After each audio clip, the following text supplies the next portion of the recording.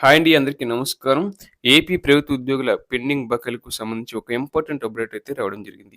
ఆంధ్రప్రదేశ్‌లో 2022లో అమల్లోకి వచ్చిన పీఆర్‌సీ 23% షిప్‌మెంట్‌ను ప్రభుత్వం జూలై 2018 నుంచి వర్తింపు చేసింది.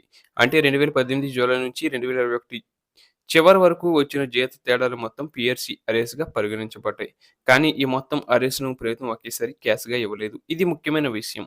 ఈ 2018 జూలై నుంచి 2020 డిసెంబర్ వరకు సుమారు 30 నెలల కాలానికి సంబంధించిన పీఆర్‌సీ అర్రెస్ విషయంలో ప్రభుత్వం తీసుకున్న నిర్ణయం ఏంటంటే, ఈ బకాయిలను పూర్తిగా నగదు రూపంలో చెల్లించడం కాకుండా ప్రధానంగా జీపీఎఫ్, ఓపీఎస్ ఉద్యోగులకు మరియు ప్రాన్ సిపిఎస్ ఖాతాలో జమ చేయడం. అంటే ఓపీఎస్ ఉద్యోగులకు వారి జీపీఎఫ్ ఖాతాలో క్రెడిట్ చేశారు. సిపిఎస్ ఉద్యోగులకు వారి ప్రాన్‌లో జమ చేశారు. ఈ మొత్తం డబ్బు ఉద్యోగుల చేతికి నేరుగా రాలేదు. ఇది వాస్తవం. అంటే ఈ 30 నెలల పీఆర్‌సీ అరెస్ట్‌లో ఓపీఎస్ ఉద్యోగులకు జీపీఎఫ్ ఖాతాలో క్రెడిట్ అయ్యాయి. సిపిఎస్ ఉద్యోగులకు ప్రాన్ ఖాతాలో జమ చేశారు.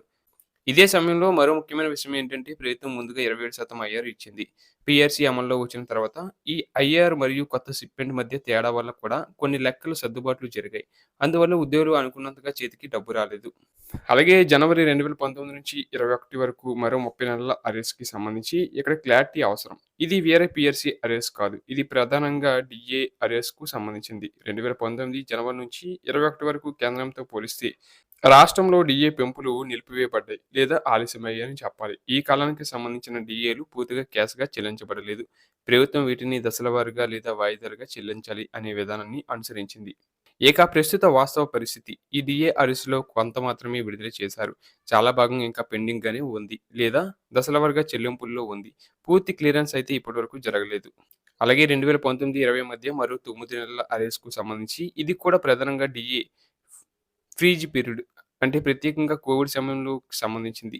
ఆ సమయంలో రాష్ట్ర ఆర్థిక పరిస్థితుల కారణంగా డీఏలను నిలిపివేసింది. ఈ 9 నెలల డీఏ బకాయిలను కూడా వెంటనే క్యాష్‌గా ఇవ్వలేదు.